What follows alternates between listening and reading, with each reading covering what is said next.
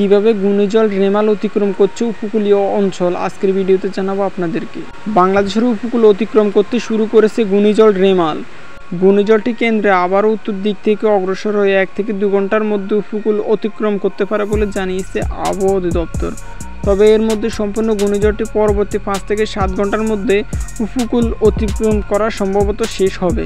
রোববার 26শে মে রাত আবহাওয়া অধিদপ্তরের বিশেষ বিজ্ঞপ্তিতে এই সকল তথ্য জানানো হয়েছে। এতে বলা হয়, প্রবল ঘূর্ণিঝড় কেন্দ্রের 64 কিলোমিটারের মধ্যে বাতাসের একটানা সর্বোচ্চ গতিবেগ ঘন্টায় 90 কিলোমিটার বা দমকা হাওয়া অথবা জোড়ো হাওয়া সহ আকারে 120 কিলোমিটার পর্যন্ত বৃদ্ধি পাচ্ছে।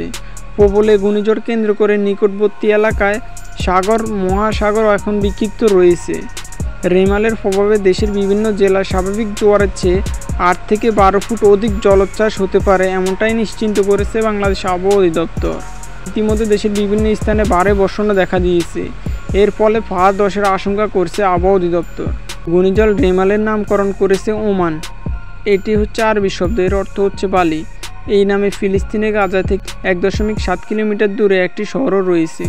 উল্লেখ্য, 2020 সালে মে মাসে বাংলাদেশ উপকূলে আছড়ে পড়েছিল ঘূর্ণিঝড় আম্পান। আল্লাহ তাআলার কারণে সে যাত্রা বেঁচে গিয়েছিল বাংলাদেশের উপকূলীয় অঞ্চল। এর আগে 2009 সালে মে মাসে সুন্দরবনে আঘাত এনেছিল ঘূর্ণিঝড় প্রলয়কারী আইলা।